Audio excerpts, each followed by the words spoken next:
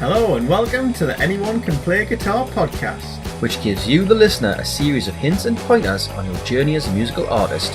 providing you with interviews from those in the music industry, along with our own experiences. Ben and James shine some light on the many pitfalls and opportunities that being a musician has to offer. Last week, Ben concluded a two-parter with music video director David Wilson, where they discussed Arcade Fire, his relationship with them, collaboration, the age gap, and shooting their videos. This week, I'm speaking to digital marketing entrepreneur Stacey Kehoe about marketing mistakes, having clear objectives, and testing your market. Welcome to episode 36 with me, James, and him, Ben. I don't know why, but I was expecting some kind of jazz hands again. You put us in that kind of expectation mode every time you do the starts. Right. Don't know why. It's obviously incorrect, because you've only ever done it the once out of the 18 that you've introduced. Sorry for It's okay. disappointing. Just as well, for the audience, this is the first one we recorded in the World Cup tournament. Ooh. Well, not actually in it. No, we're not in it. That ship sailed a lot. That never came to port for me, to be fair. That ship sailed a long time for you. Yes, it's, exceedingly exciting. It is. That's why I was expecting the jazz hands. Right, I see. World Cup hands. World Cup hands, yes. Right. Well, maybe try that next time. Okay, that's no problem. Unfortunately, I can't segue from that into the interview, so I'm just going to go into it. Right. So, James, who have we got on this week? Because this was one of the interviews you've done by yourself. So, what can people get from the next 25 minutes or so? Well, a common question that comes up is about how to market and promote yourselves these days. Yes. So, It's a question we have about this podcast. well, indeed. So we have a two-parter. Love a two-parter. So this one was about sort of creating your brand and your story. So a bit like when we spoke to Sari, there's a bit about creating that story, and it's just creating that content and having a view on what the hell it is that you're actually looking to do and why. And then part two gets onto the specifics of how you would go about doing that on various social media platforms and other things that are available. So Very good. Yeah. I did listen to this. Obviously, I listened to it, otherwise I'd be coming in completely unprepared. And you liked it a lot.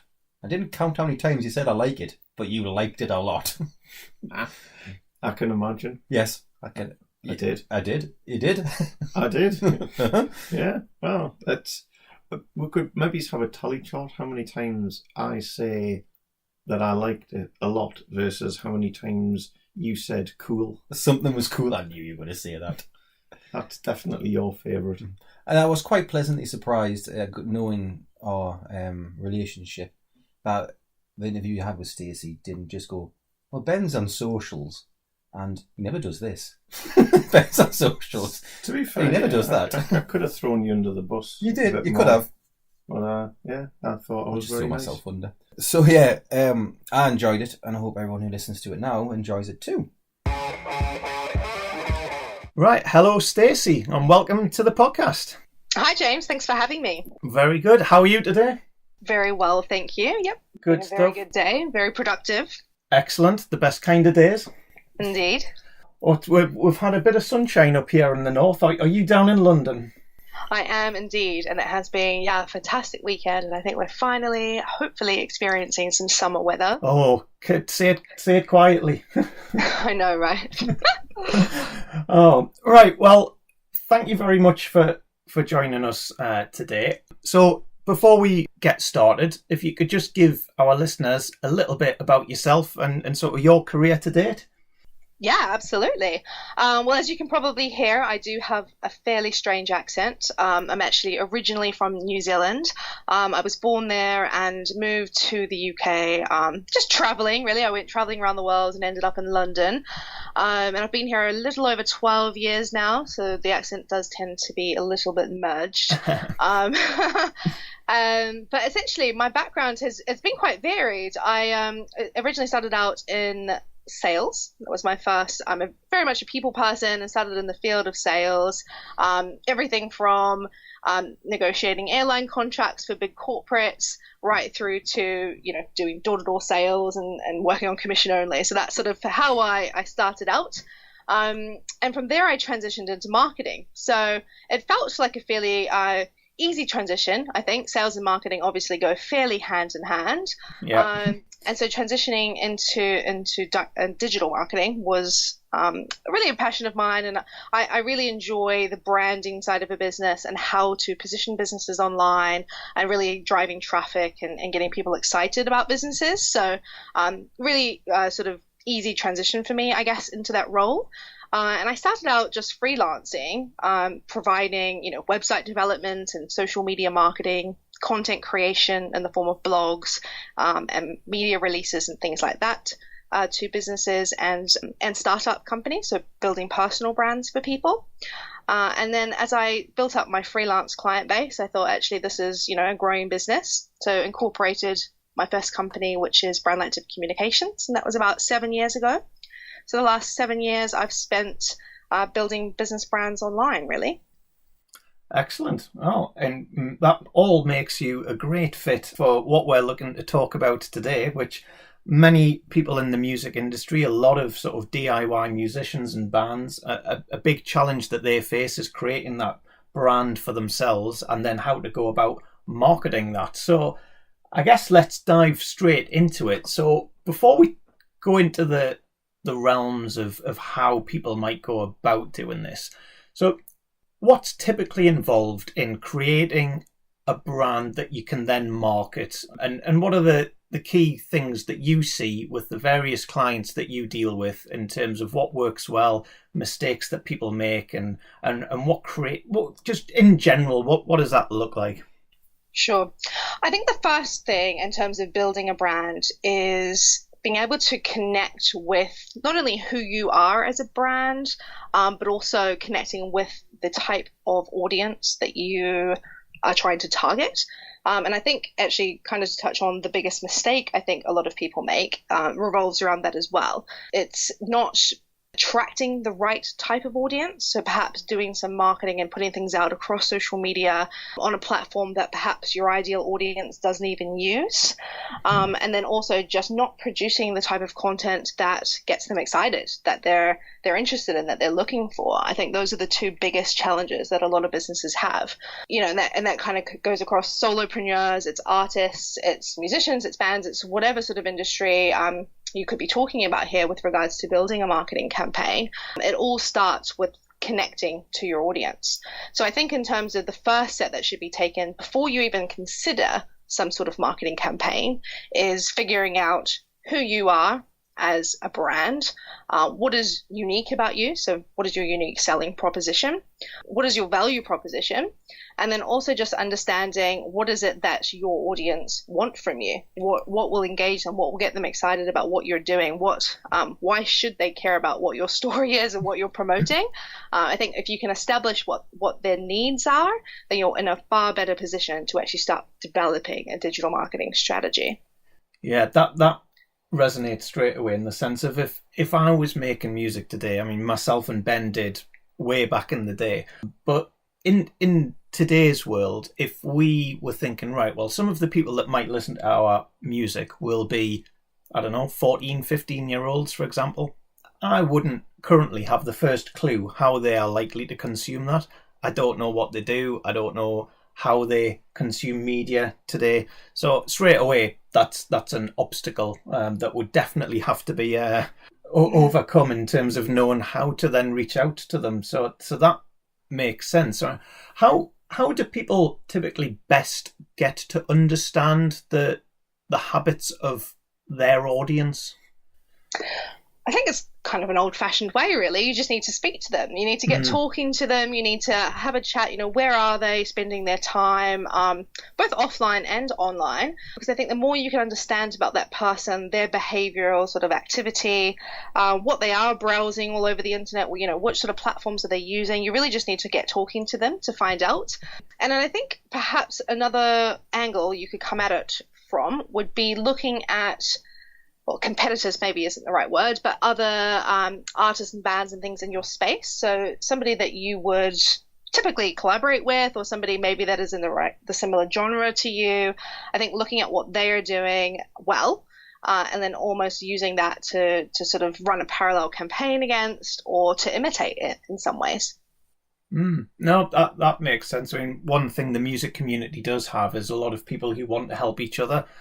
So typically, if you're a musician out there, certainly you're not the first musician who's ever tried to market some songs or whatever it may be to someone. So, it'll be a well-trodden path. So there'll be lots of people out there who you can draw upon. So no, I like that.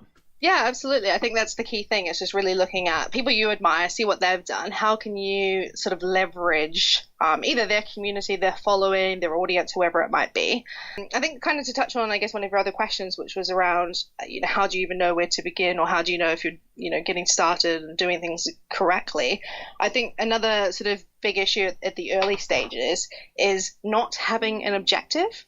So a lot of times I'm approached by a lot of brands or solopreneurs or artists who will say, I know I need to be doing something online. I know I need to be on social media. I am posting bits and pieces all over the internet, or, I'm running a podcast, or I'm running a little video series on YouTube, but nothing's really happening.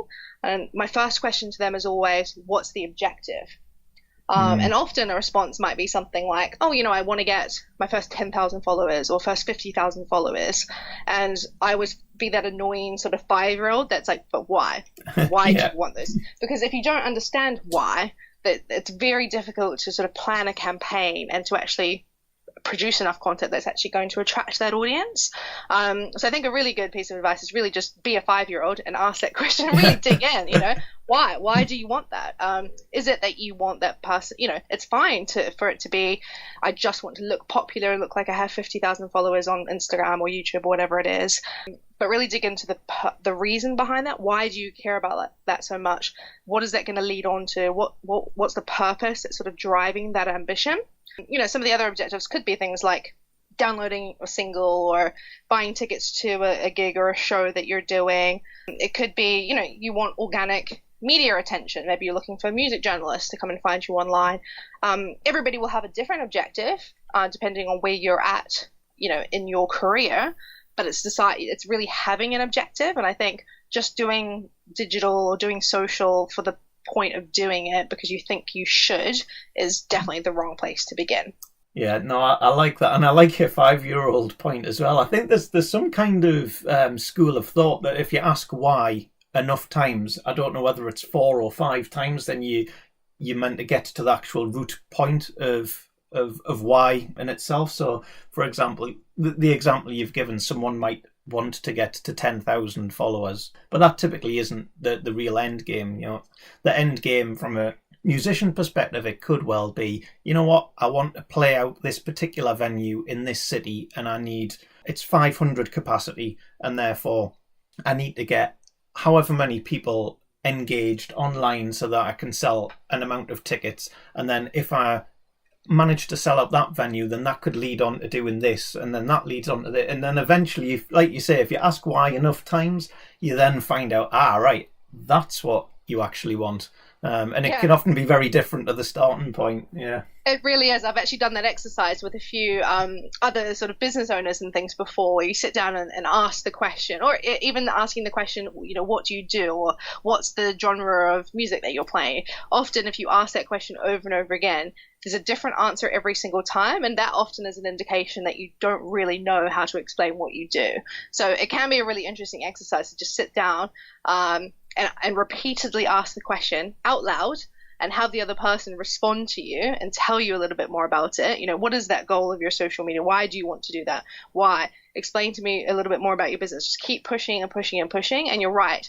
Often recording, I think there's a couple of little things I've done with clients before where we've recorded those questions and just listen. And when you listen back, you realize how different the answer gets, how much more detail you get into the more you ask it. So it's quite an interesting sort of exercise. All right. No, I like that. I've not thought about the whole process of just speaking out loud, talking, and then almost listening back. I think a lot of people, when they listen back to themselves, they start questioning themselves almost. Yeah, absolutely. It's true. I think I'm actually writing a book at the moment. A little plug. Oh, yeah. No, go for it. I have just finished a first draft, but it's a similar thing where you start out and you've got to hit your first 40,000 words or whatever it is, and you just think, oh God, how am I going to get to this point? Is there going to be a flow to this? What's the purpose of it? And the goal really is just to get things on paper. Don't overthink it too much. By putting it down on paper or speaking it into, an app that records it, it helps you to articulate what you're trying to say. And often when you listen to it back or you read back what you've produced, you realize either this doesn't make sense and I need to get way clearer with what I'm saying, or you pick out, sometimes you hear some little juicy bits that you just didn't even realize the impact they were making. So it can be a really, really interesting exercise. I encourage most people to do it. Yeah, no, I like it. Okay, so we've thought about, say, we're a band here. We've given some thought about who we are, what we're all about. We've gone through that process of recording ourselves, about listing out our objective. What is it we're really here to do? We've gone through that process. And so we've got to a point where we've got a reasonable idea of what our aims and goals are. So it's a big wide world there with all sorts of different tools to use. What's the next steps for our artist? I think the next steps is deciding which platforms you want to be on, or which ones you should be on. And obviously you want that information that you've collected from your audience to dictate that for you. Should it be YouTube? Should it be Instagram? Should it be Twitter? I don't think there's a right or wrong platform. Obviously every audience is going to be a little bit different. It's going to depend on age demographics. It's going to depend on, what people are doing every day. It's going to depend on, as you said earlier, how they wish to consume content. Is it visual? Is it audio? Is it written? What sort of content are they looking to consume? I think that should be the next step, deciding which platforms you should actually be on. And I guess one thing I would say about that is you don't have to be everywhere. And I think that is a big challenge for a lot of people, as they do think, I've just got to put something out across all social media platforms and have a website and have a blog and have, a podcast to download, and they think they need to be everywhere. And I think that becomes very overwhelming. It's very difficult to maintain, especially if you're trying to do all of your own marketing yourself, as well as, rehearsing and traveling and getting to venues. And some people are still working on the side and, might have a full-time job. They're trying to work things around. It can be very, very challenging. So I think it's really just deciding, starting with a couple of platforms. So think about, 2 or 3 platforms that you really want to focus on. Do them really well, rather than trying to spread yourself a little too thin across, because it could be endless. You could spend hours and hours and hours, and there's tens of there's 15, 20 different social media platforms you could be on by the time you start bringing in forums and magazines and bloggers and, it's just endless. So I think the key thing really is just choosing what are going to be your top performers, do them really well.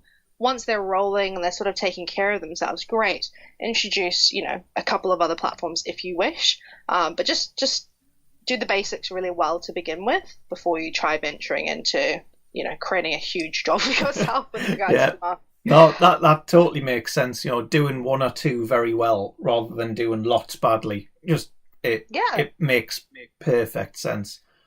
So when you're saying do those 1 or 2 and get the basics right first, what what are the basics for people? It depends how basic we want to go, but I'd say, what you want one thing you want to do is right from the get-go is just make sure that if we're speaking specifically about social media for a second, I would say start with obviously grabbing the handles of the name of your band or your personal name or whatever it is that whoever you are, you want to claim that handle. So for me, I'm going to have @Stacey Kehoe or @Brandlective, which is my agency name. I want to make sure that I own those and that they're all the same across all the platforms that I'm going to be using, because that makes it really easy for your audience to be able to locate you. And then it's simple things like making sure that you're using all the available tools that they will give you free of charge. So, you've got the header banner images on the top of a social media platform. Really think about what you're going to put in that space. Don't just slap a picture up there because, someone took a picture of you. Think about, can I advertise the date of my next gig on that? Can I tell people to go and download a single?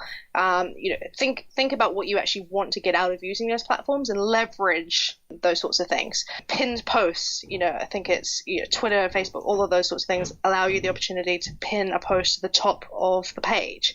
Take advantage of that. If you've got a gig coming up next month, pin a post about it or where people can buy tickets right to the top of the platform.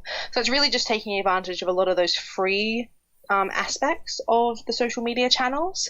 That's, I'd say, in terms of a very basic level, where to begin. And then I think it's more about then thinking, what do I want to be publishing that's interesting to my audience? Now, obviously, people are consuming things on the go. We almost want to see stuff constantly. Yeah. Again, becomes super overwhelming because people are thinking, oh my gosh, how am I going to, produce enough content for people to actually consume? Be realistic with yourself. If you're not able to, post a video every day, then don't attempt to. Don't attempt to do it for a week and then just fall off the bandwagon and don't do anything at all for the next month. I think that consistency is really, really important. And your audience will start to learn that, every Friday you're posting a new little video clip of whatever rehearsals you're at this week, or once a month we know that this comes out. Just be realistic with what you can actually do with the time and resources that you have, just so that your audience start to learn a little bit about you, and they know that you can build up momentum to things like that.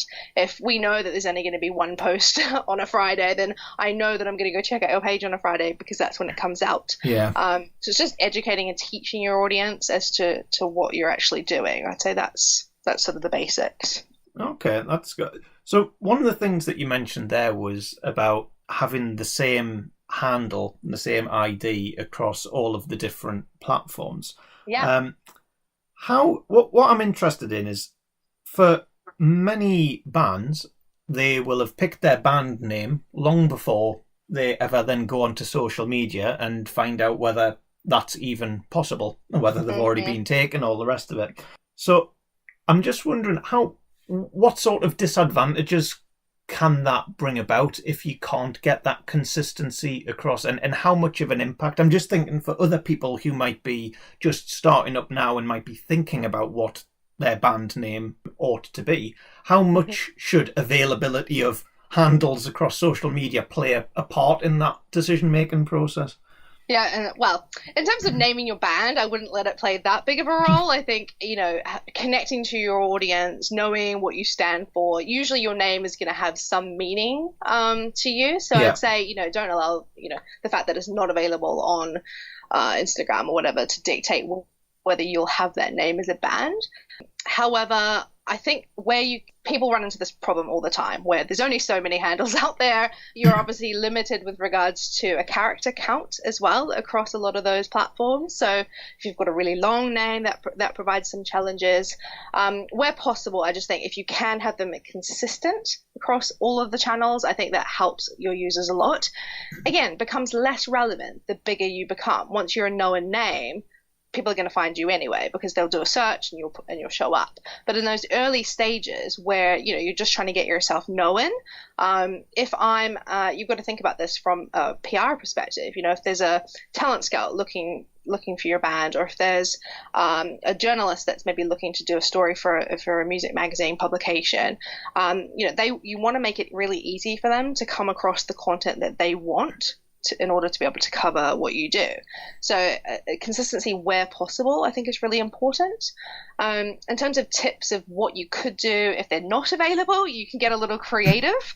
I like to suggest to avoid things like numbers and underscores where possible, because I think generally they look a little bit spammy and people don't necessarily associate them with, an established brand. Okay. But sometimes it's not possible, so you really do just have to work with what you can. Obviously the go-to is sort of adding official, to the end of the name, or maybe even a location if that's relevant for you, although I imagine most people's ambitions is to go global. So that might not necessarily make sense, but just having a little think about things, jotting down notes of ideas that you come up with is the best place to begin with regards to handles. Okay.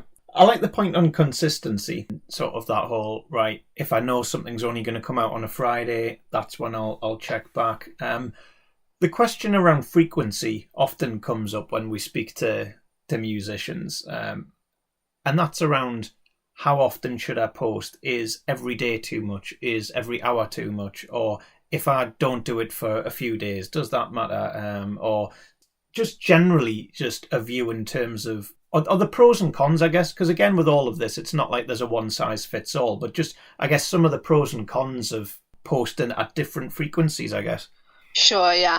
I mean, I have the most annoying answer for you, James. I can imagine.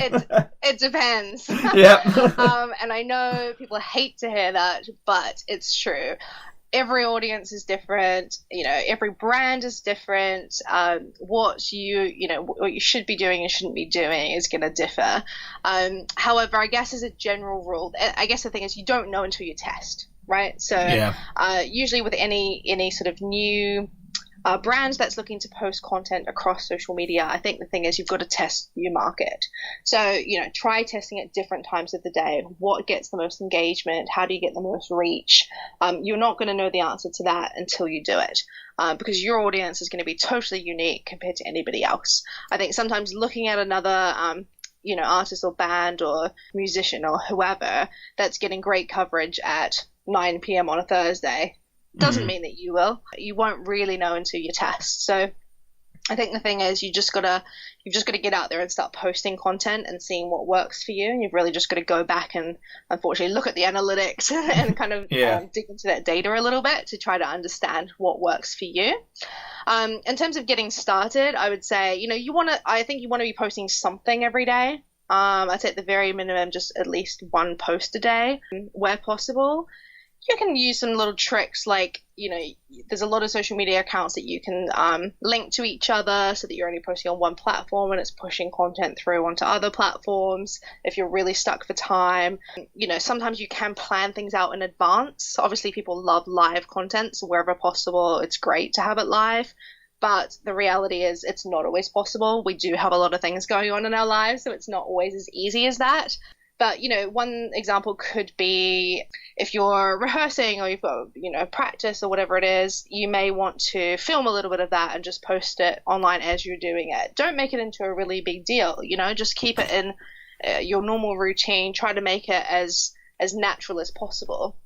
In terms of, planning content in advance, you could do something like, interviewing, I don't know, the lead singer of the band or the drummer of the band or whoever it might be. You could interview them, just asking them a couple of interesting questions about, you could get as creative as you want, I guess, with interviews, but even just recording one question at a time, you could do that. You could spend a couple of hours at the beginning of the month recording a bunch of interview questions, just dice those up into individual pieces, and you could schedule those to post out over the next 6 to 8 weeks, every Friday, whatever it is that you choose.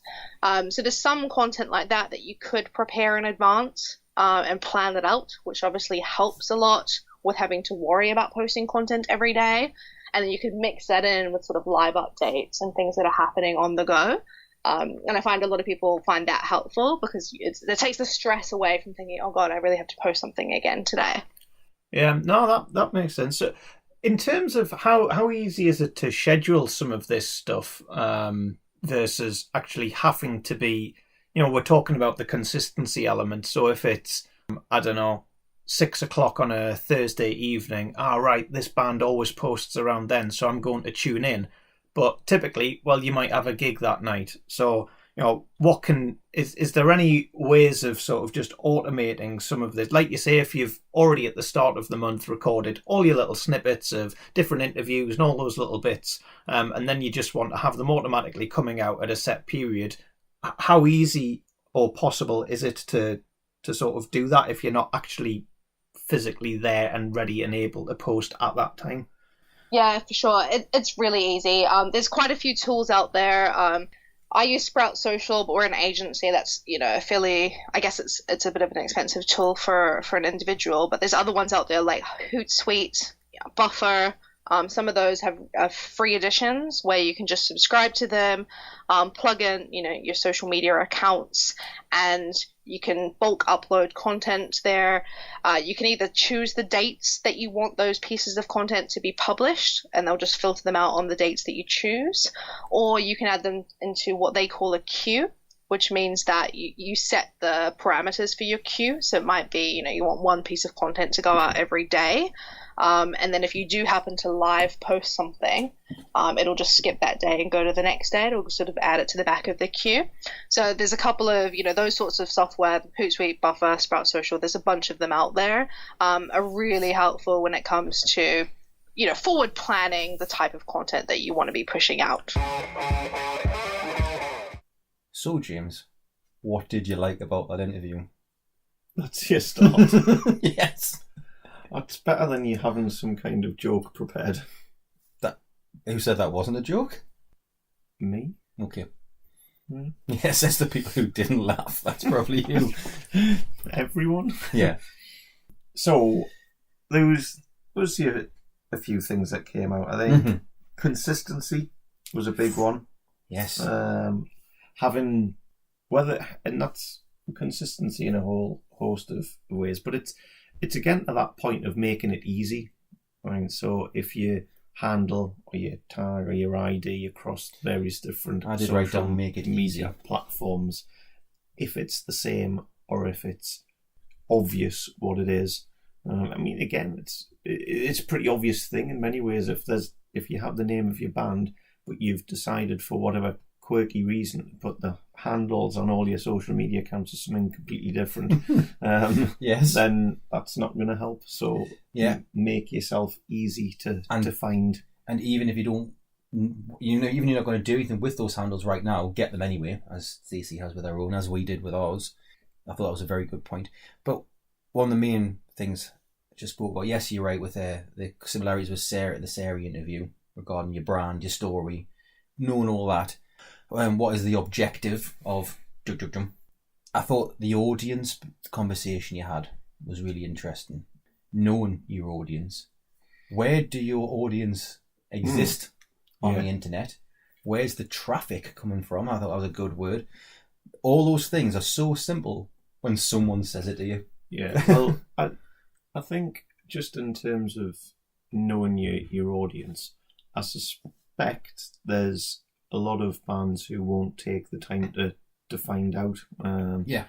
I just knowing how old your audience typically are and how they generally consume stuff, or they're what type that want a 30-second snippet of a behind-the-scenes video of whatever, or are they the ones who are going to listen to or watch the 18-minute version of similar to what we spoke with David Wilson in the video example.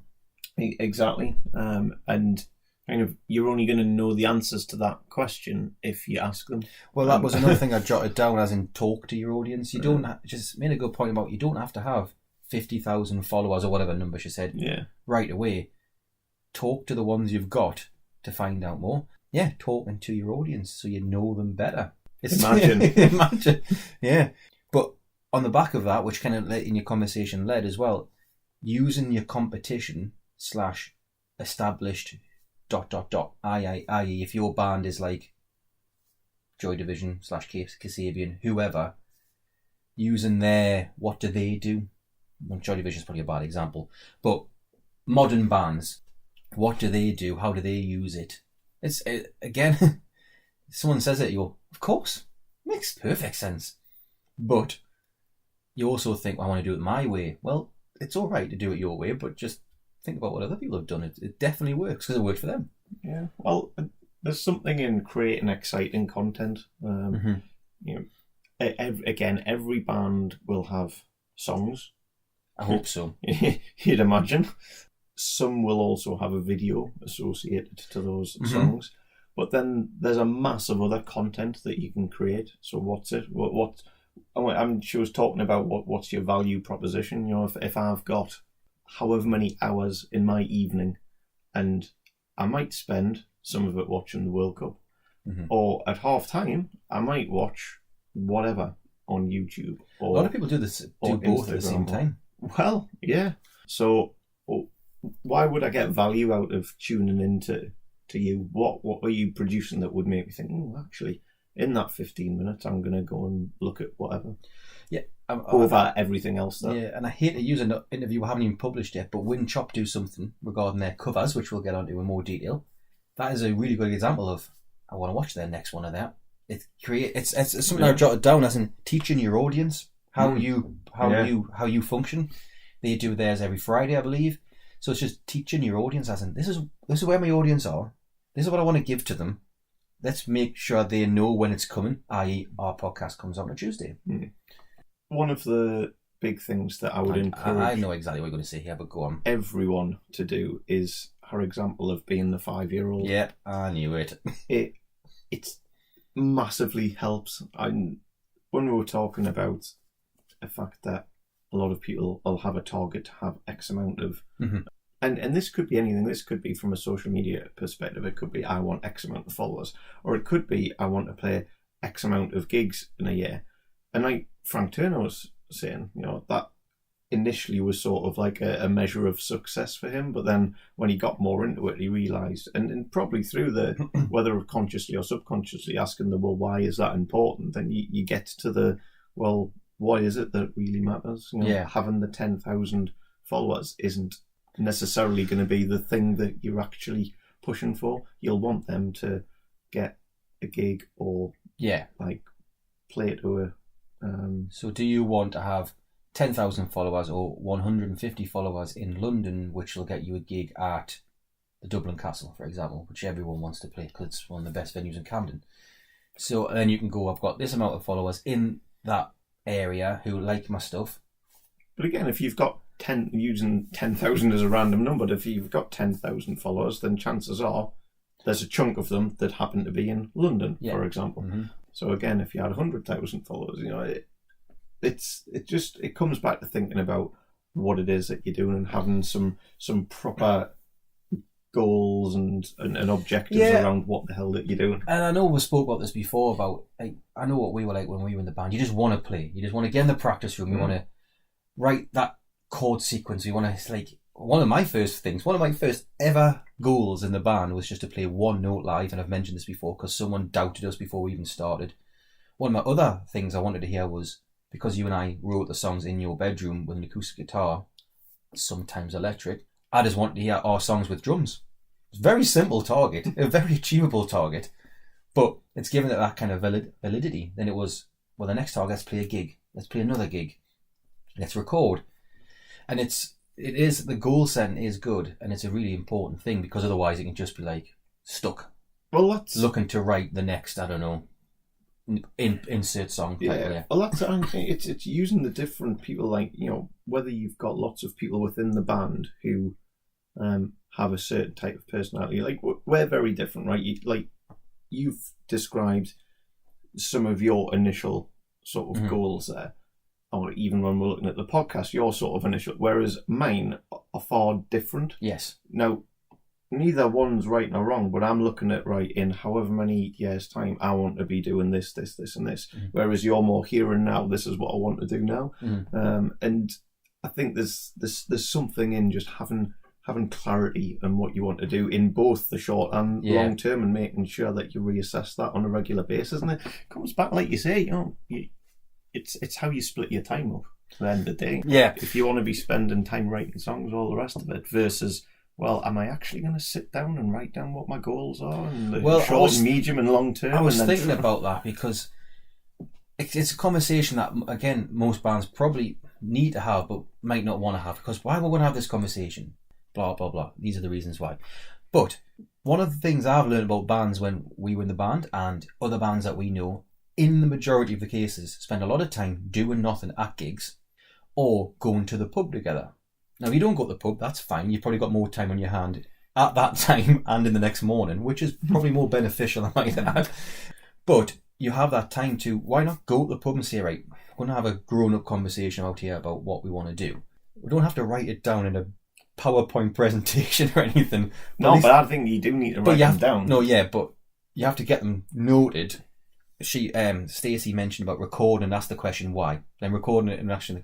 I like that, yeah. That's hardcore. Yeah. But to be honest... Because then if you play it back, you can say, yeah, well, we said we were going to do that. And clearly none of us have bothered to do anything that's going to enable us to hit that target. Yeah.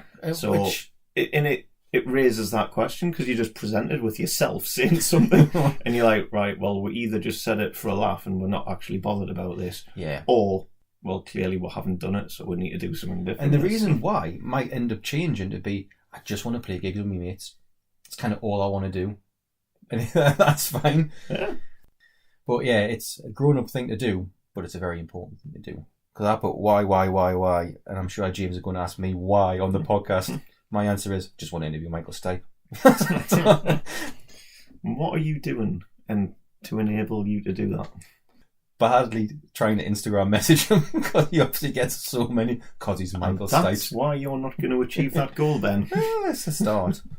And the end for you. Yeah, but that's a goal that's not the here and now goal. That's a later goal. You can't go straight to Michael Stipe. Love to though. So coming up next week, we've got part 2 with Stacey, where we move on to marketing content, including creating it, scheduling, repurposing, hashtagging, and analytics. We've reached the end of this week's episode of Anyone Can Play Guitar podcast. Big thank you for tuning in, and remember to stop by iTunes or wherever you get your podcasts from and subscribe so that you never miss an episode. While you're there, it would be amazing if you could leave a rating and a review. All the show notes can be found at www.acpgmusic.com, and if you want to get in touch, email us your questions, any feedback and any suggestions to info@acpgmusic.com. that's it for now. Keep supporting upcoming artists, And we'll catch you next time.